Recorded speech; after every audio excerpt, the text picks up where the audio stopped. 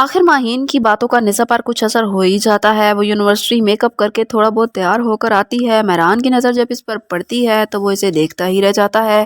وہ دونوں لائبریری میں بیٹھے ہوتے ہیں۔ نسا مہران کو یوں اپنی طرف مسلسل دیکھنے پر کنفیوز سی ہو جاتی ہے اور مہران کو بولتی ہے کہ وہ ادھر ادھر کیوں نہیں دیکھتا، کیونکہ اس کے دیکھنے سے وہ صحیح طریقے سے پڑھ نہیں پا رہی۔ مہران اس کے کہنے پر یوں ہی ادھر ادھر دیکھنا شروع ہو جاتا ہے، پر اس کا دھیان نسا پر ہی ہوتا ہے۔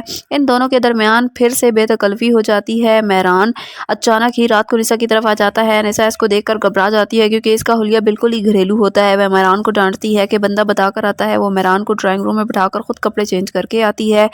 نسا مہران سے کہتی ہے کہ اس ٹائم آنے کی کیا تک بنتی ہے، تو مہران کہتا ہے کہ جب بندہ محبت کر لیتا ہے تو اس سے یہ حرکتیں خود ہی ہو جاتی ہیں۔ وہ دیواریں، دروازے پھلانگنا سب جان جاتا ہے۔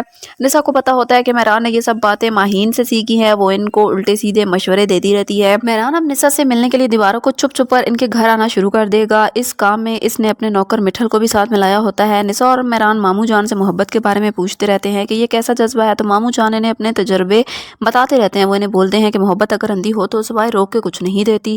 نسا اور مہران اب ایک دوسرے سے بالکل بھی دور نہیں رہ پا رہے ہوتے۔ وہ رات کو بھی دیر تک ایک دوسرے سے میسجز پر بات کر رہتے ہیں۔ صبح جب یونیورسٹی میں دونوں کا آمنا سامنا ہوتا ہے تب بھی دونوں ایک دوسرے کو مسکرا کر دیکھتے ہیں، لیکن نسا کو مہران کی خاندانی حیثیت سے ہر وقت دھڑکا ہی لگا رہتا ہے۔ وہ مہران کو کہتی ہے کہ تم اونچے گھر میں پلے بڑے ہو، تمہارے آگے پیچھے ہر ٹائم گارڈ ہوتے ہیں اور میں نے زندگی میں بہت حادثات دیکھے ہیں، اس لیے ڈر لگتا ہے کہ ان دونوں کو کوئی اور حادثہ نہ دیکھنا پڑ جائے۔ مہران سے یقین دلاتا رہتا ہے کہ وہ اس کا ساتھ کبھی بھی نہیں چھوڑے گا۔ ناظرین، ویڈیو اچھی لگی ہے تو لائک کر دیں۔ Thanks for watching.